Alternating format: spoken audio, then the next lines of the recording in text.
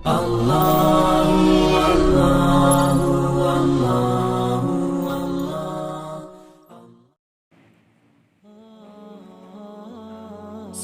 warahmatullahi wabarakatuh. Hamdan wa syukran lillah amma ba'du. Sahabat yang dirahmati Allah Subhanahu wa taala. Allah berfirman di dalam Al-Qur'an surah An-Nazi'at, "Wa amma man khafa maqama rabbih wa nahan nafsa 'anil hawa fa inna jannata hiya ma'wa." Ayat ini sangat luar biasa. Allah berfirman, wa amma man khafa, barang siapa yang khafa, takut kepada siapa, maqam rabbih, kepada Allah, punya rasa takut, khauf. Itu yang pertama, yang paling penting, sifat khauf. Karena sifat khauf ini penting, harus dimiliki oleh seorang muslim. Dan memang fitrah manusia itu memiliki, punya sifat khauf. Manusia biasanya ketika mereka takut kepada manusia, mereka biasanya menjauh. Tapi kalau kepada Allah, semakin kita takut kepada Allah, semakin kita mendekat diri kepada Allah Subhanahu wa taala. Itu spesialnya antara takut kita kepada Allah dan takut kita kepada makhluknya Allah Subhanahu wa taala. Nah, sahabat yang dirahmati Allah Subhanahu wa taala, kayak sekarang nih, kita lagi musim corona. Orang-orang menjauh dari corona itu karena corona itu makhluk Allah Subhanahu wa taala. Orang-orang menjauh dari corona, mereka diam-diam di rumah, kan diam-diam baik kayak gitu. Atau seseorang mungkin takut kepada singa, mereka tidak akan mendekat kepada singa, mereka akan menjauh kepada singa karena takut. Dan khauf itu penting, ada dalam jiwa manusia. Wa amma man khafa maqama rabbih. Dan ketika seseorang sudah memiliki sifat khauf, memiliki rasa takut kepada Allah, maka kata Nabi SAW, man khafa Allah khafahu kulli syai. Kalau dia sudah takut kepada Allah, segala sesuatu bakal takut kepada dia. Syaratnya takut kepada Allah. Dan orang yang paling takut kepada Allah dalam Al-Quran dikatakan adalah para ulama. Innama yakhshallaha min ibadihil ulama. Sejatinya orang-orang yang paling takut kepada Allah itu hanyalah para ulama. Apalah kita dibandingkan mereka, para ulama yang selalu mengaji, mengkaji, yang ibadahnya luar biasa, malam dihidupkan dengan sholat, siang dihidupkan dengan shaum, tiap hari tilawah Al-Quran, zikir kepada Allah. Mereka takut kepada Allah karena mereka tahu bahwa di dunia ini kehidupan kita hanyalah paling maksimal 70 tahun. Kata Nabi SAW, ma baina sittin ila sab'in. Umur umat kami itu antara 60 sampai 70 tahun. Dan kita tahu ya akhibati fillah azakumullah, bahwasanya setelah kematian ini, setelah kehidupan di dunia ini, ya, ada perjalanan, yaitu alam barzakh. Yang mana perjalanan hidup di alam barzakh itu adalah ratusan tahun. Ada juga nanti setelah alam mahsyar. Hidup di mahsyar berapa? 50.000 tahun, masuk ke alam-alam yang lainnya. Makanya para ulama lebih memprioritaskan akhirat saking takutnya kepada Allah. Walal akhiratu khairul laka minal ula. Akhirat lebih prioritas daripada dunia. Maka mereka lebih mendekatkan diri kepada Allah karena sifat takutnya itu. Dan ini sangat luar biasa. Di dalam surah An-Nazi'at, wa amma man khafa maqama rabbih. Siapa saja yang takut kepada Allah. Kemudian yang kedua, wa nahan nafsa 'anil hawa. Menjaga jiwanya 'anil hawa, dari hawa nafsu. Dari keinginan yang bukan keinginan Allah Subhanahu wa taala. Kita kan unsur manusia itu ada an-nafs, ada al-jasad. Itu manusia. An-nafs itu jiwa, ruh yang Allah berikan. Ada al-jasad, jasad itu adalah jasad kita, badan kita. Makanya ketika seseorang bisa mengkondisikan jiwanya, ya, atau nafsnya, ruhnya, jiwanya, nafsnya bisa mengungguli atau mengalahkan hawa nafsunya, maka nafsnya bakal menjadi nafsul mutmainnah, jiwa-jiwa yang tenang.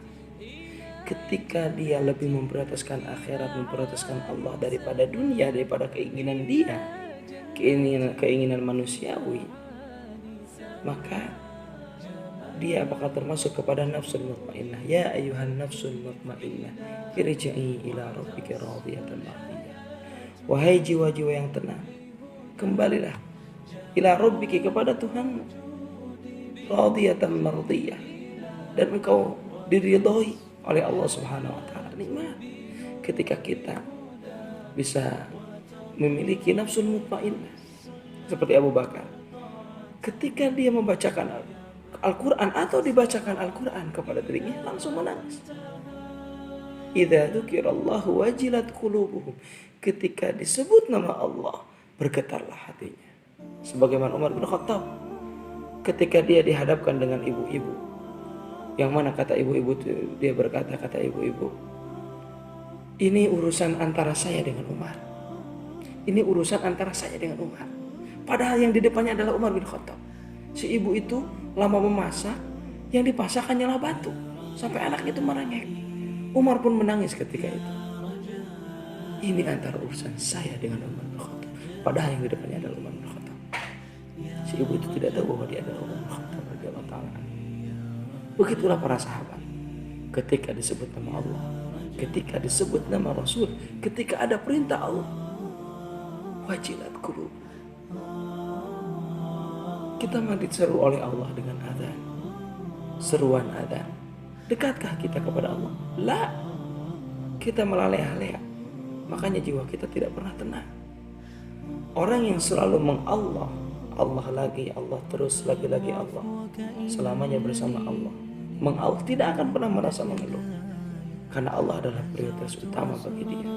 Allah sudah bersemi di dalam hatinya. Dengan apa? Dengan dzikrullah, wajilat qulubuhum. Kemudian yang kedua, ada yang disebut dengan nafsu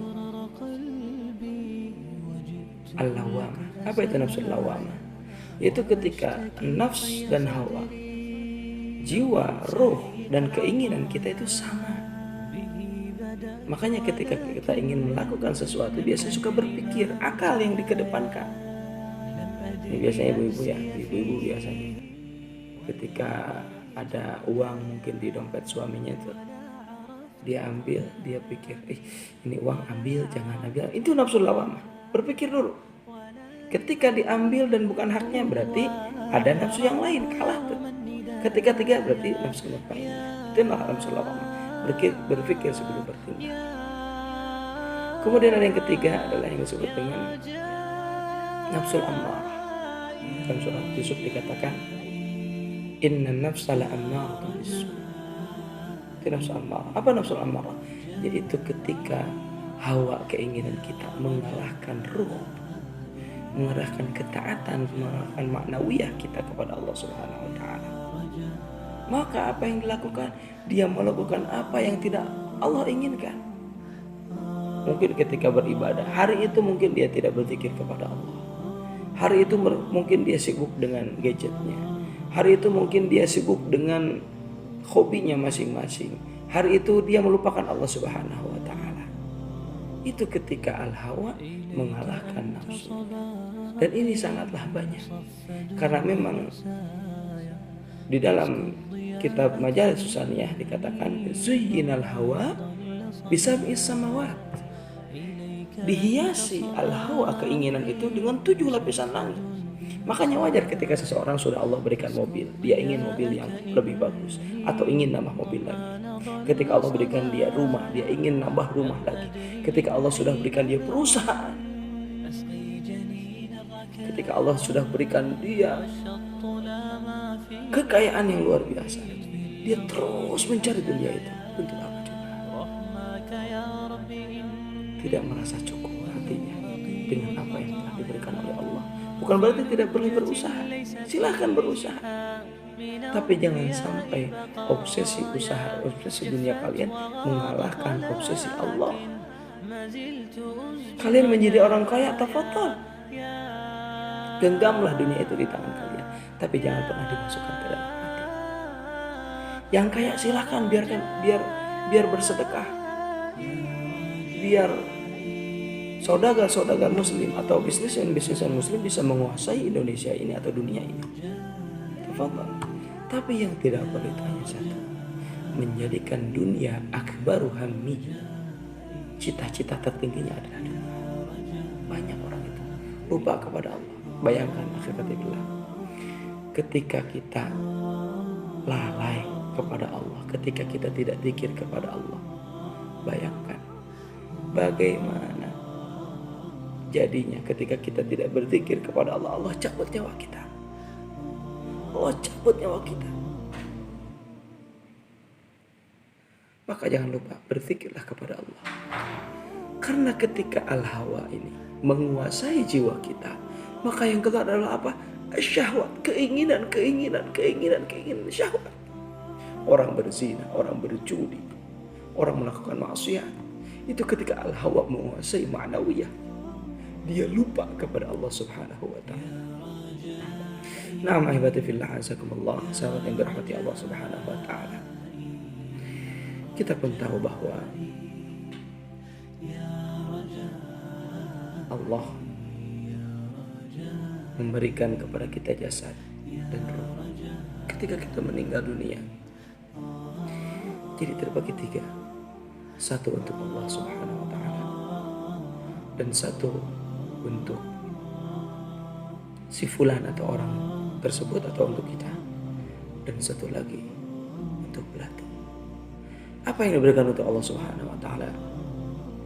Sahabat iman yang dirahmati Allah Subhanahu wa taala, ruh kita akan dibawa oleh Allah Subhanahu wa taala. Itulah untuk Allah. Semua yang kita lakukan di dunia ini akan dipertanggungjawabkan di hadapan Allah Subhanahu wa taala. Terus apa yang akan menemani kita? Apa yang akan kembali kepada kita? Yang akan kembali kepada kita cuma satu adalah amal. Semakin banyak amal antum kepada Allah dan Allah ridha dan Allah cinta dengan amal antum,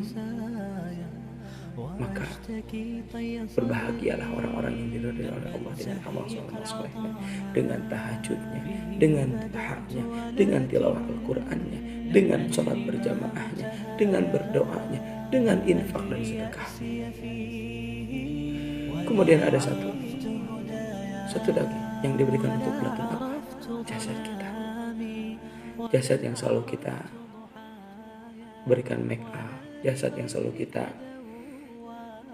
sabuni setiap hari dengan cara mandi, jasad yang selalu kita hiasi supaya terlihat tampan, supaya terlihat cantik oleh orang lain. Sejatinya jasad ini akan dimakan oleh belatung. Makanya para ulama di zaman dulu ketika mereka sangat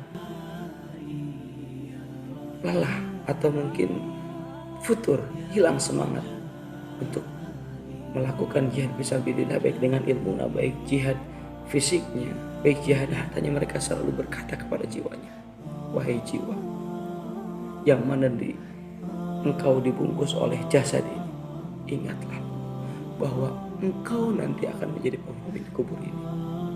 Ingatlah bahwa engkau atau kulit engkau nanti akan dimakan oleh cacing. Ingatlah bahwa engkau nanti akan sendirian, ahibati fillah.